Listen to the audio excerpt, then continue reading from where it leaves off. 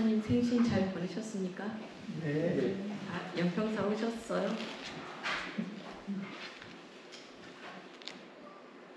이제 나라마다 부처님 탄신일을 좀 다르게 하는데 우리는 실제로 태어났다고 생각되는 그 날짜에 하는데 또 어느 나라는 가면 깨치신 날을 새로 태어나셨다. 그래서 그때를 석가탄신일로 삼기도 하고 그런다 하더라고요. 아, 날짜가 틀립니까? 꼭 틀린다기보다는 일단 이제 그 인도에서 쓰는 그 달력이랑 우리가 지금 쓰는 달력이 다르잖아요. 네. 그 차이도 좀 있고, 그리고 우리는 부처님께서 태어나셨다, 실제로 이제 룸비니에 태어나셨다라고 하는 그날을 석가탄신일이라고 하는데, 또 다른 나라는 그때가 태어나신 게 아니고 깨치신 날이 이제 깨치신 날이 성도제일 12월 우리 8일이라고 있잖아요, 그죠? 아, 2월 8일, 12월 8일 맞죠? 그때 이제 또 석가탄신일 지내기도 하고 나라마다 조금씩 달라요. 뭐가 딱 정답이라고는 할 수는 없는데요. 오다 보니까 꽃길이 너무 좋더라고요. 네. 기억하시는지 모르겠습니다만 세자제왕 수메다 장자일 때 부처님께서 수메다 장자일 때 부처님께 공양 올릴 수 있는 세 가지가 있었죠. 다른 게 아니고 향, 꽃, 등. 기름?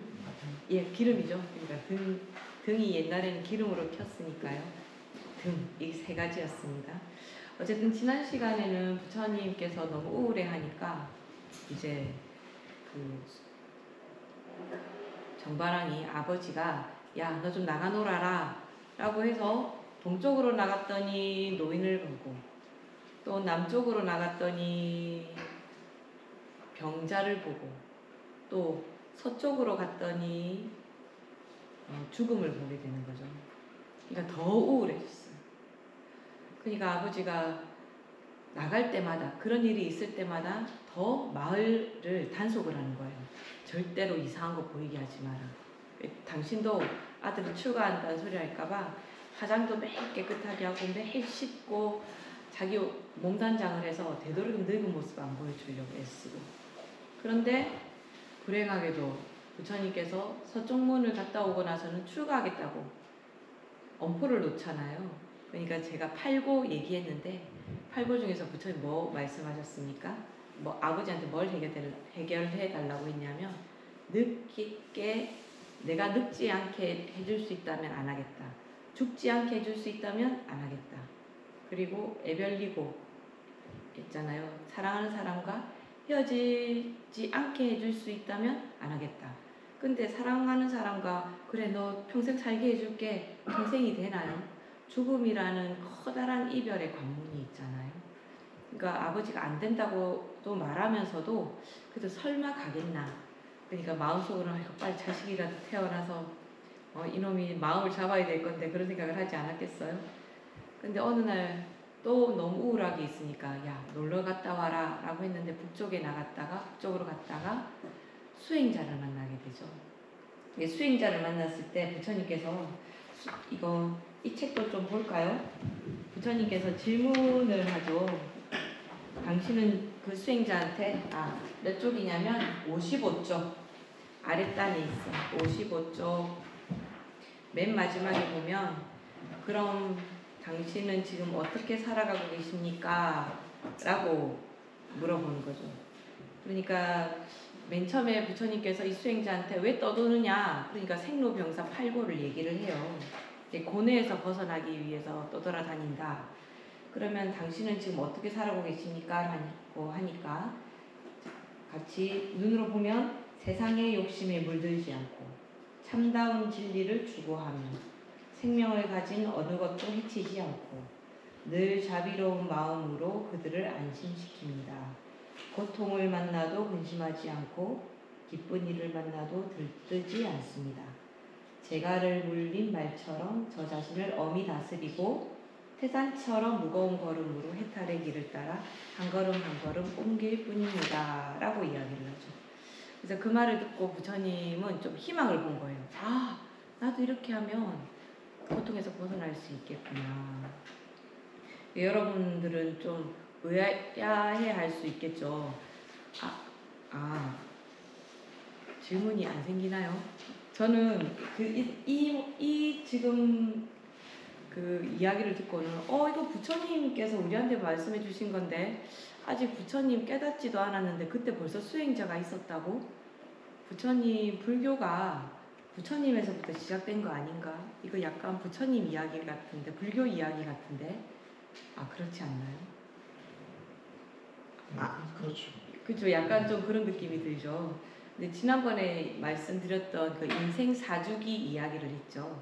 일단 임서기가 되고 나면 사람들이 모두 가서 그 가장들이 이제 자기의 의무에서 벗어나서 사색에 들어가게 돼요. 그리고 여기서 말하는 해탈은 이건 지금 불교적으로 얘기해서 그런데 요거는 약간 정제된 표현일 겁니다. 아마 실제로 부처님 시대 때 수행자를 만났다면 이 임서기에 있는 수행자거나 유행기에 있는 수행자들이기 때문에 분명히 하늘, 우주와의 합의를 얘기했을 거예요.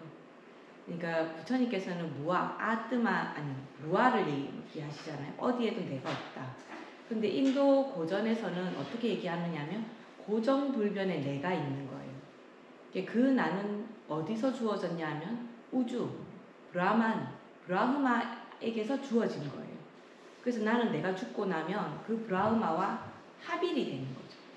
그러니까 그 전에 내가 아트만이라는 것이 나한테 있다라는 것을 먼저 깨달아야 돼요.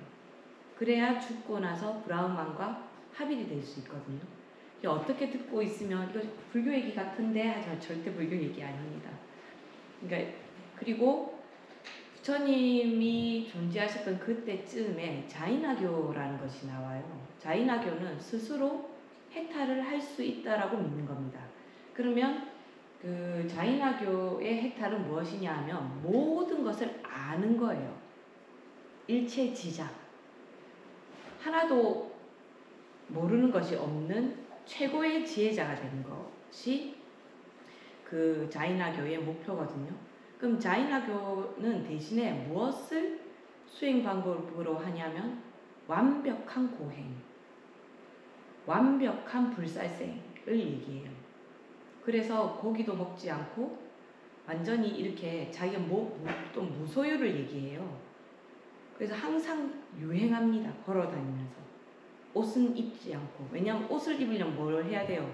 직조해야 되니까 실이 필요하고, 실이 있으려고 하면 무슨 농사를 짓든지 아니면 비단이면 누에고치를 뽑아야 되잖아요.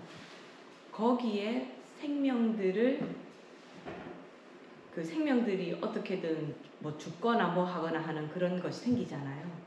그러니까 자인화교도들은 그래서 옷을 입지를 않아요. 그래도 옷을 입는 것이 너무 흉물스럽다라고 해서 자인화교에서는 그 옷을 입느냐 안 입느냐에 따라서 이것까지 얘기할 필요가 없는 것 같은데 그래도 백의파와 공의파 이 두 가지가 있습니다. 이 자인화교가 그래요. 근데 이 자인화교는 그렇게 계율을 철저하게 지킴으로 해서 자신이 해탈할 수 있다고 생각하는 거예요. 최고의 목표는 일체지작. 입니다. 자인화교에서는. 그래서 그런 수행자였을 수도 있어요. 근데 우리는 아직까지 부처님 교리에 대해서 많이 배우질 않았잖아요. 그래서 이렇게 들으면 이게 좀 불교랑 좀 비슷하게 들린다고 할 수는 있는데 완전히 똑같지는 않고요. 그 당시 인도 철학이 공통적으로 갖고 있던 좀 생각이 있습니다. 그리고 브라만교들도 어떻게 하늘과 합일되느냐 하면 희생제를 지내요. 제사를 지냅니다. 그래서 브라만이라는 제사장이 있어요.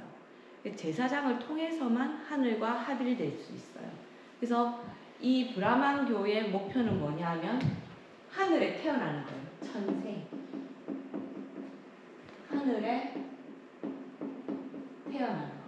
스와르가가 목표예요. 그래서 천생해야지만이 우리가 인간으로서 갖고 있는 이 고통에서 벗어날 수 있다. 그러니까 하늘나라에 태어나는 게 목표인 거예요. 그렇지만 여기서 제가 뭐라 했습니까? 지금 이 인간으로서의 고통에서 벗어날 수 있다. 그랬죠. 그럼 이 아까 수행자가 했던 말이 그 말이었잖아요. 난 모든 고통이 있기 때문에 이렇게 유행하면서 고통에서 벗어나려고 한다 라고 얘기하는 거죠. 그래서 어쨌든 중요한 건 뭐냐면 부처님이 이 말을 듣고 아, 난 정말로 출가해야 되겠다 이렇게 마음을 굳힙니다. 그래서 그 마음을 굳히고 궁전으로 돌아가요. 그래서 마음으로 아, 내가 출가해야지 라고 생각을 하고 언제 할까 라고 날짜를 짚고 있는데 찬나가 자기 마부인 찬나가 자기한테 막 뛰어오더니 왕자님, 태자님, 아드님이 태어났습니다 라고 얘기를 하는 거예요. 그러니까 그 순간 부처님께서 하늘이 무너지는 듯한 그런 느낌을 받는 거예요. 아, 나한테 속박이 생겼구나. 그래서 이름이 라훌라가 됩니다. 부처님 아들 이름이. 이거 제가 정리해 놓은 거 이쪽에 보세요. 그 라훌라가 새로운 희망과 라훌라의 탄생 제목이 그렇죠. 새로운 희망은 뭐냐면 이제 그 수행자를 만나서 아, 나도 출가하면 이 고통에서 벗어날 수 있겠구나. 출가를 결심하는 순간 아들이 태어났다라는 말을 듣는 거예요. 그래서 이 라훌라라는 이름이 우리는 부처님의 아들이 라훌라라고 알고 있잖아요. 이 라훌라라는 말은 붙잡다, 이렇게 붙잡는다, 속박이라는 말에 라흐라는 말에서 유래됐다고 그래요. 그래서 라훌라가 태어났구나, 속박을 낳았구나 이렇게 말하는데 이 말이 이제 원어로 하면 라후자또, 라후가 태어났다. 반다남 잣담, 반다남이라는 말이 속박이라는 뜻이에요. 속박이 태어났구나 이렇게. 예, 잣담이라는 말이 잣라는 말이 지라는 말의 이제 변형인데요. 태어나다라는 말이에요. 그래서 그냥 라후가 태어났다라고 얘기했는데 라후자또라고 했는데 이게 그냥 이름이 되어버린 거예요. 정관왕이 그냥 하얀 쌀, 깨끗한 쌀인 것처럼 아들 이름도 그냥 아유 내가 출가하려고 그랬는데 네가 속박이 됐구나 이렇게 말하는 거예요. 그러면서 얼굴이 어두워졌다라고 하는데 이 책에 보면 아시겠지만 갑자기 얼굴이 편안해진다고 합니다. 왜 편안해졌냐면 자기한테는 이 아들이 속박이 돼서 어떻게 생각하면 자기의 출가를 막는 작용도 할 수 있지만 또 아버지한테 후계자를 안겨주게 되는 거잖아요. 그러니까 나한테는 속박이지만 이 속박이 자신의 부인과 자기의 아버지한테는 오히려 또 기쁨이 되겠구나 라는 마음에 마음이 좀 편안해진 상태로 찬나에게 가서 아들을 보자꾸나 라고 하고 궁전으로 돌아갑니다.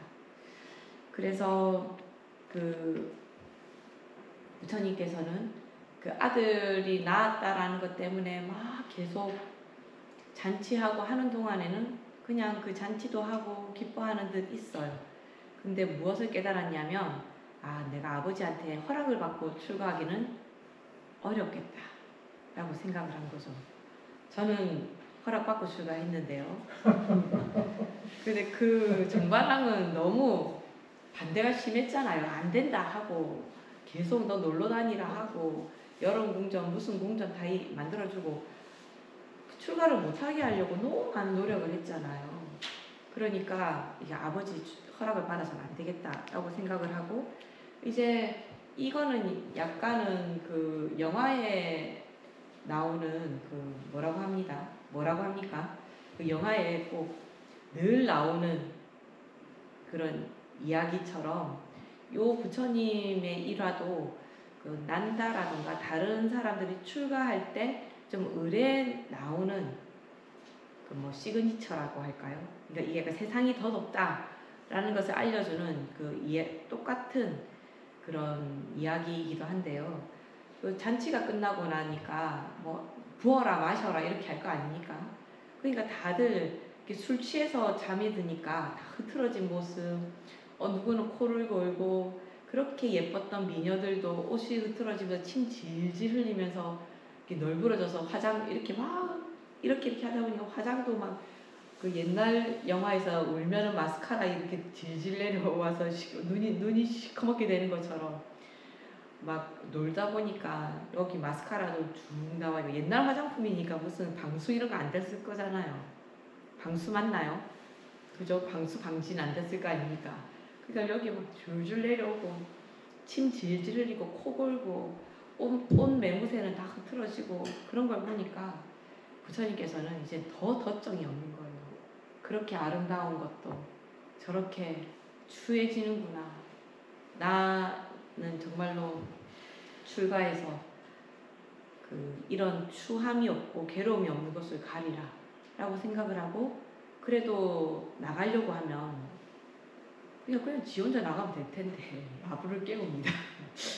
왜 찬나를 깨웠나 모르겠어요. 자기 혼자 문 열고 나가면 될 텐데 찬나를 깨워요. 찬나야 나가자꾸나.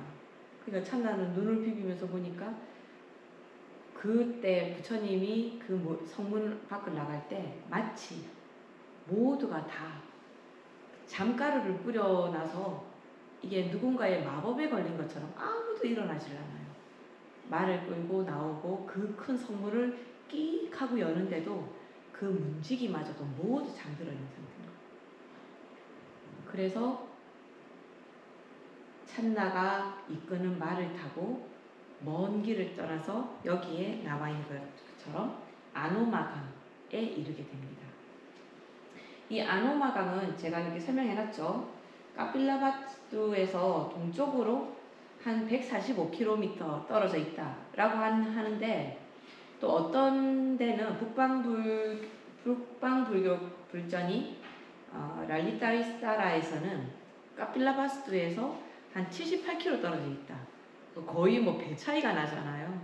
근데 뭐 유순이라든가 지난번에 봤잖아요. 구로사나 유순이나 하는 게 요즘 뭐 마일이나 킬로미터로 했을 때는 정확하지가 않으니까요. 어쨌든 뭐 거의 70km 이상 되는 아주 멀리까지 온 거죠. 그럼 145km, 75km면 굉장히 먼 거리입니다. 그죠? 여기서 한 서울까지 거리 아닙니까? 뭐 말 타고 가서 엄청 오래 걸렸을 것 같은데. 아무튼 이 강가에서 이렇게 부처님은 머리를 자기가 갖고 있던 그 옛날에는 그 왕자는 무사였죠. 그래서 칼을 갖고 다닙니다. 특히 아직까지도 비행기에 칼을 갖고 탈 수 있는 사람이 있어요. 인도 사람 중에서. 물론 국내선만 허용되는데요. 시크교는 그 무장, 뭐라고 해야 되나, 무관이라고 해야 되나요? 그 일반적인 대통령의 그 경호원이라던가 그 다 시크교가 합니다. 군인들, 이렇게 검은색 터번 쓰고 있는 사람들 있죠. 그래서 그 사람들은 무관이기 때문에 항상 칼을 갖고 다니거든요. 부처님은 시크교는 아니지만 무관이었기 때문에 분명히 칼을 들고 다녔을 겁니다. 그래서 그 칼을 빼서 자기 머리를 자르고 그 찬나와 옷을 바꿔 입습니다. 그리고 자기가 두르고 있던 모든 비단옷과 보석 이런 것을 찬나한테 주면서 이걸 가지고 이제 궁으로 돌아가라 이렇게 말을 하죠. 근데 이 강에 대해서 몇 가지 더 그게 있죠. 아노마라는 말이 뭐 영광스러운 뜻이라고 그러는데, 이 영광스럽다기보다는 아주 뛰어난 어떤 것이라는 뜻이 아노마라고 해요. 자타카 주석서나 뭐 다른 데 보면 이 강이 이 부처님의 서원을 성취하는 데 길조로 간주되기 때문에 붙여진 이름이다 라고 얘기하고, 보살이 마부 찬나에게 이 강을 이름을 묻자 찬나가 아노마라고 대답했기 때문에 이제 부처님께서 시다르타죠. 나의 출가도 이 강의 이름처럼 영광스러울 것이다 라고 얘기했다고 랄리타비스타라에 나와 있다고 합니다. 그냥 정리된 거 읽어보시면 되고요. 아무튼 아노마라는 이름이 붙은 것 자체가, 그러니까 원래부터 아노마일 수도 있지만 부처님께서 출가하셔서 부처님의 출가를 영광스럽게 만들기 위해서 아노마라고 했다라고 할 수도 있습니다. 방금 제가 말씀드린 것처럼 뭐 여기 보살이라는 말이 나오니까 이게 관세음 보살인가? 뭐지? 왜 갑자기 보살이 나오지? 이런 생각이 드시잖아요. 그래서 제가 이쪽에 보살이라는 말에 대해서 정리해 놓은 것이 있습니다. 이 보살이라는 말은, 근데 이제 이 보살이라는 말에 대해서 설명을 하기 전에 일단 설명해 드리네요. 한번 보면 어떻게 되어 있습니까? 첫 번째, 보디와 사트바 이 두 개를 합쳐진 말이에요. 그래서 이거를 한자로 음차했을 때는 보리살타라고 했습니다. 보디사트바잖아요, 그죠? 보디사트바잖아요. 이거는 깨달음이란 뜻이고 사트바는 존재라는 뜻이에요. 그러니까 깨달은 존재라는 의미가 있는데 이것을 한자로 할 때는 보리살타라고 하는 거예요. 그 여기에서 보자와 살자를 떼서 보살이라고 하는 겁니다. 근데 이게 북방에서 말하는 것, 대승경전에서 말하는 것과 초기경전이 조금 다른데요. 그 본생경은 뭐 대승이라고도 할 수 있고 뭐 초기경전이라고도 할 수 있는데 그 본생경이 자타카라는 말과 본생경 같은 말입니다. 자타카에 보면 부처님께서 태어날 때 뭐 사슴, 장자, 왕자 뭐 여러 가지 그 전생이 있어요. 그 모든 전생을 부처님 오기 전에 모든 전생을 보살이라고 일컫습니다. 근데 초기 불교에서는 부처님께서 그러니까 석가모니가 되기 전, 그러니까 시타르타 일대의 그 상태를 보살이라고 얘기를 하는 거예요. 그러니까 지금 아까 그 강에서 머리를 자를 때 여기 표현이 보살은 칼을 꺼내서 자기의 머리를 잘랐다 이렇게 하잖아요. 그러니까 아직 성도하지 않았잖아요. 그냥 출가만 하는 거잖아요. 그러니까 부처님 되시기 전이기 때문에 이때 출가한 이때부터를 보살이라고 부르는 거예요.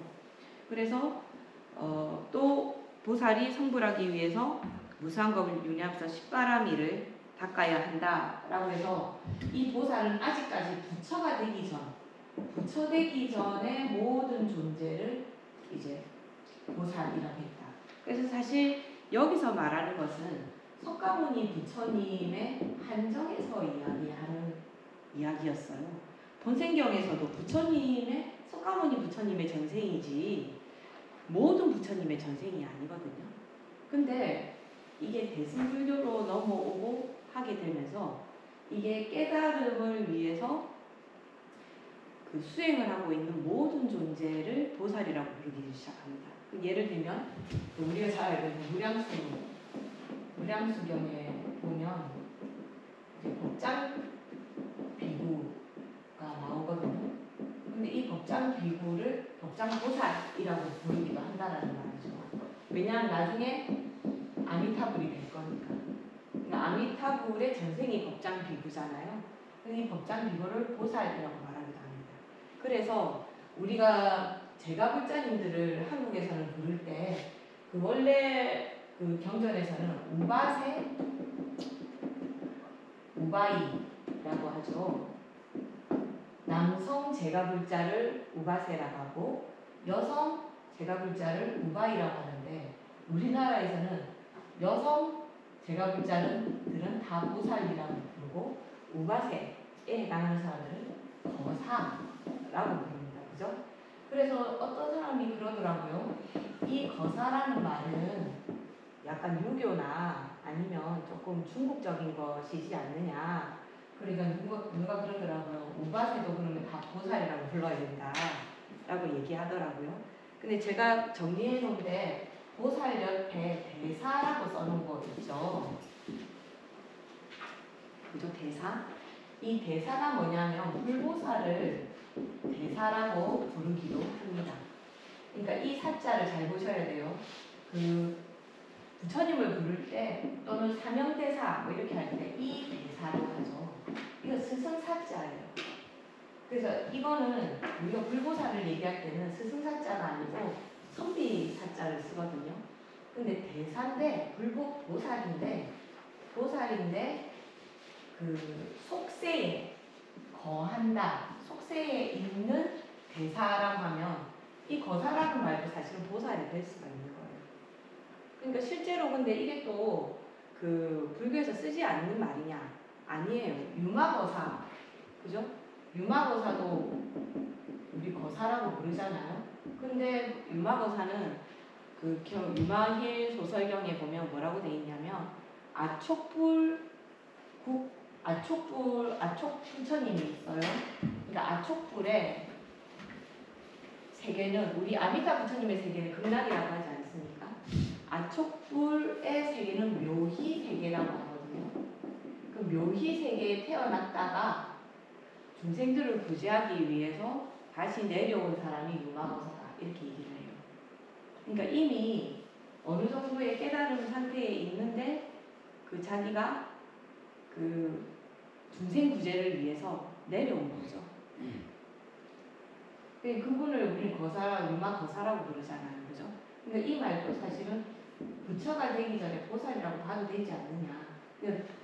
그러니까 뭐 거사를 두고 뭐 중국적이네 뭐 한자네 할 필요는 없을 것 같습니다. 똑같이 깨닫기 전에 수행하는 자라고 이야기해서 보살이라고 부른다. 근데 이제 이 부처님을 석가모니를 보살이라고 부르는 것은 사실 결과론적인 거죠. 그죠? 이미 부처가 됐으니까 그걸 알고 있으니까 그 전을 보살이라고 부를 수 있는데, 그러니까 그 비판하시는 분의 얘기도 맞기는 맞아요. 저는 부처 될 거긴 하지만은 결과가 아직 안 나왔잖아요. 그죠? 그러니까 저를 지금 보살이라고 부르면 조금 지가 언제 깨달을 줄 알고 지금부터 보살이래 이렇게 말할 수도 있죠. 근데 우리가 보살이라고 다들 불러주는 건 말하자면은 아이고 성불하세요 라는 말이랑 똑같다고 생각하시면 돼요.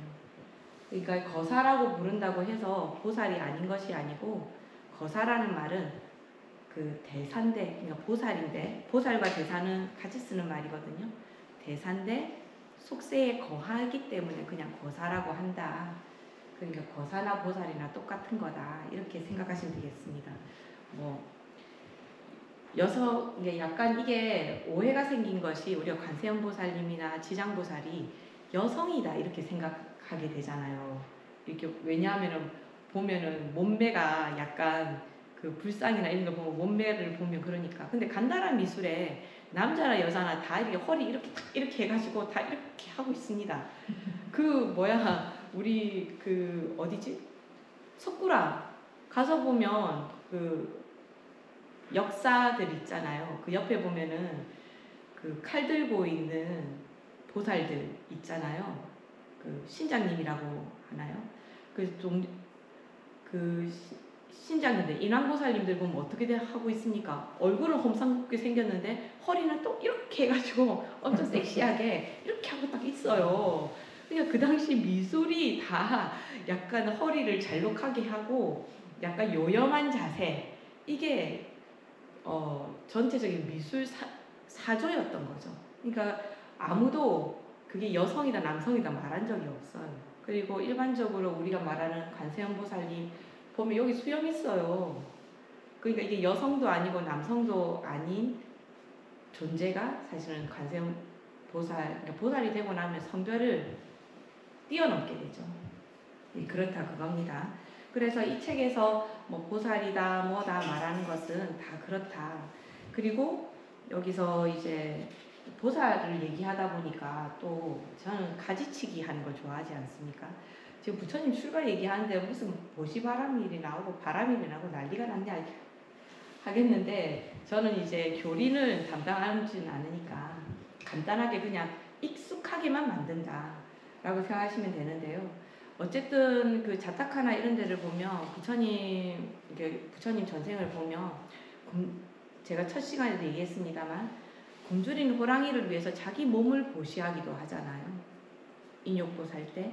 그것처럼 그 10가지 바라미를 닦아야 된다라고 합니다. 근데 이 바라미란 말이 어디서 왔는가?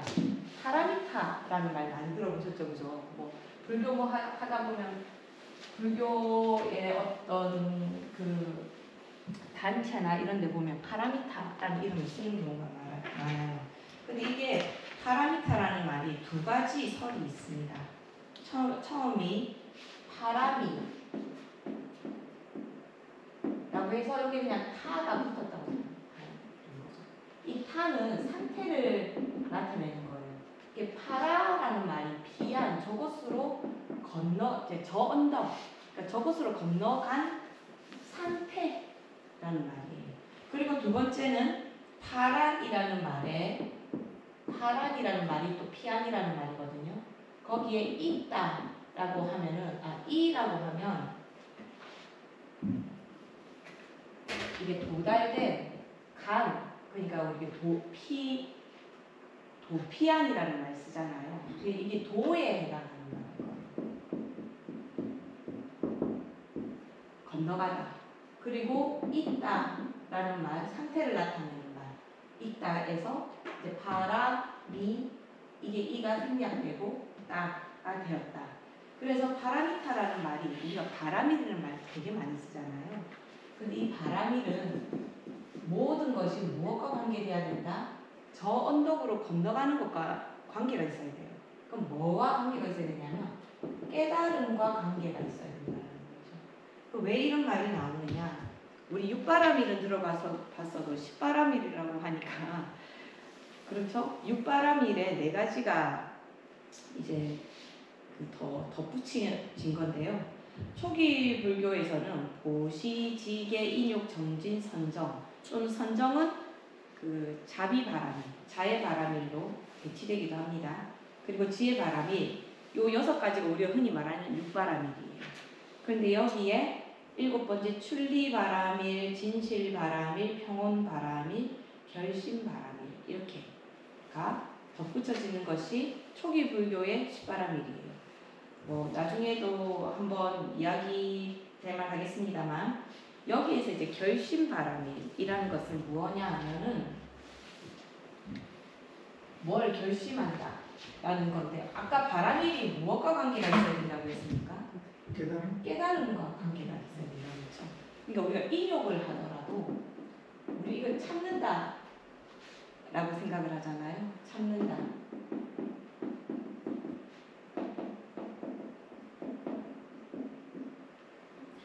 참는데 이게 그냥 참으면 안 되고 이것이 깨달음과 관계가 있어야 돼요. 이 참는 거에는 또 뭐가 있는지 아십니까? 우리는 보통 참는다면 뭘 해요? 화를 참는다. 아픈 걸 참는다. 약간 좀 나쁜 걸 참는다고 생각하잖아요. 그죠? 근데 그게 아니고 인욕은 나쁜 것도 참아야 되는데 좋은 것도 참아야 됩니다. 내가 너무 기분이 좋아. 하늘 날아갈 것 같아. 시험 100점 받았어. 막 너무 좀 마음이 막 들뜨죠? 그 들뜨는 것을 여기 보면 평온바람이 있죠? 가라앉혀야 되는 겁니다. 그게 정진바람일이기도 하죠. 그래서 인욕이라는 말은 또 간직한다라는 말도 돼요. 자, 이렇게 생각해 봅시다. 우리가 막 화가 나요. 화를 참아요. 저는 지금 화를 참는다 할 때 화가 나 있으니까 화가 안 나 있는 상태입니다. 참는다는 말은 아직 화가 나 있는데 그걸 그냥 밖으로 안 드러내고 내 속에다가 그냥 가만히 놔두는 거죠. 그러니까 이건 간직한다라는 의미가 되는 거예요. 간직한다. 그러니까 인욕바라밀에는 또 어떤 의미가 있느냐면 어떤 부처님의 가르침을 내가 아직 다 실천을 하지 못하더라도 그것은 내 속에다가 계속 담아둬야 된다. 이런 의미도 같이 갖고 있는 거예요. 그래서 우리가 삼법인을 얘기할 때 저는 얘기하다 보면 계속 가지치가 너무 많이 나가서 좀 죄송하긴 한데 그냥 아는 척 한다 이렇게 듣고 이렇게 많이 들어뒀다가 나중에 지도 교수님 이렇게께서는 이렇게 막 이렇게 정리를 잘 해주시잖아요. 저는 그냥 막 개발세발 문어발로 하고 왜냐하면 부처님 이야기를 들으려면 이거를 약간 용어를 알지 못하면은 또 이해가 좀 잘 안 되는 게 있으니까 제가 막 이렇게 문어발식으로 용서해 주십시오. 삼법인이 있는데 우리가 흔히 말하는 삼법인은 이걸 얘기하는 경우가 많습니다. 그죠? 이 삼법인은 뭐냐면 일체가 그냥 한글로 쓸게요. 모든 것이 일체가 모두 고통이다. 일체 계고 또 제법이 무아 모든 법이 내가 아니다. 이 말은 뭐냐 하면 이 법이라는 것은 뭐냐면 색, 수, 상, 행, 식이라는 기쁨이라던가 아니면 이런 것도 법이 될 수 있는데 내 마음도 법이에요. 내가 화나는 거, 내가 또 기쁜 거, 내가 또 슬픈 거 이런 것도 다 법이 될 수 있어요. 그걸 이제 아비달마에서 심소법, 그 법 다 법이거든요. 근데 한번 생각해 보세요. 화나는 게 납니까? 기쁜 게 나인가요? 공부 잘하는 게 납니까? 그럼 공부를 못하면 내가 아닌가요? 나라는 것은 뭐라고 딱 정의하기에는 나라는 내가 그 옛날 노래에 내 속엔 내가 너무도 많아 그러잖아요. 나라고 할 것이 없다. 그래서 제법이 무한 거예요. 사실 무하지만 비하죠. 내가 아니다. 이 몸뚱이도 내가 아니다. 화를 내는 그것도 내가 아니다. 그리고 그럼 내 심장이 난가요? 심장도 내가 아니다. 그러면 뭔가 마음이 난가? 그럼 시시각각 변하는 그 모든 것이 난가? 제법이 무아인 겁니다. 그리고 재행, 모든 일어나는 일들이 무상, 그대로 있는 게 없어요. 모든 일들이 무상하다. 이것은 지난 시간에 말했던 고와 관계된 이야기들이죠. 사실은 일체 계고인 이유가 뭡니까? 나라고 할 것이 없어서 고통이고, 또 나는 이 아름다움을 계속 이 젊음을 유지하고 싶은데 세월이 가면 유지가 안 되죠. 그리고 이것도 깨끗한 상태로 유지하고 싶은데 쓰다 보면 이런 거 더러운 거 묻고 이거 다 무상 아닙니까? 무상하기 때문에 괴롭죠. 그리고 지난번에 말씀드렸던 것처럼 또 그것이 계속 있게 하기 위해서 나는 또 어리석어지기 때문에 또 고통이죠. 이런 삼법인도 있는데 깨달음에서의 삼법인도 있습니다. 이것도 삼법은 똑같은데요. 이인입니다.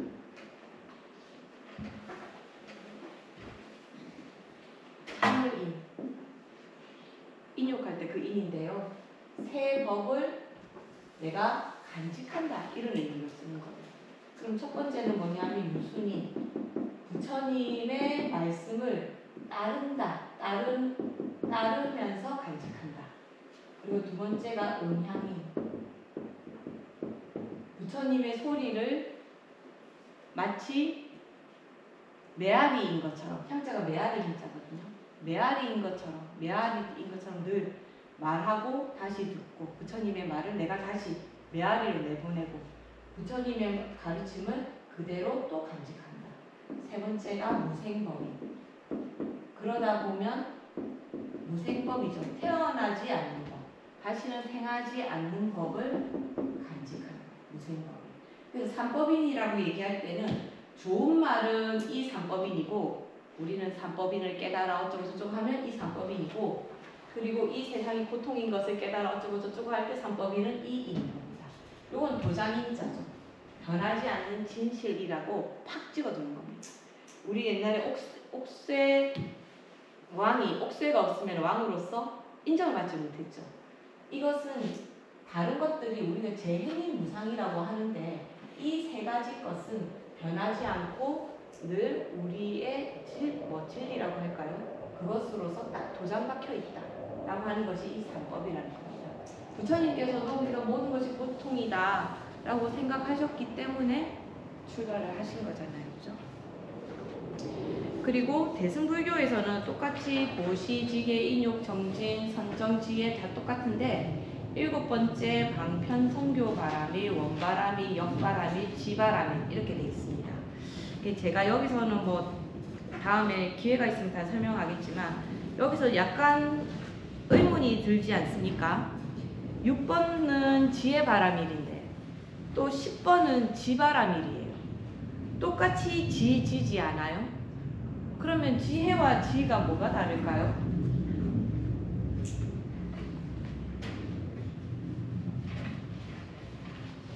자, 우리가 지혜라고 할 때는 두 개가 똑같은 말이 아니고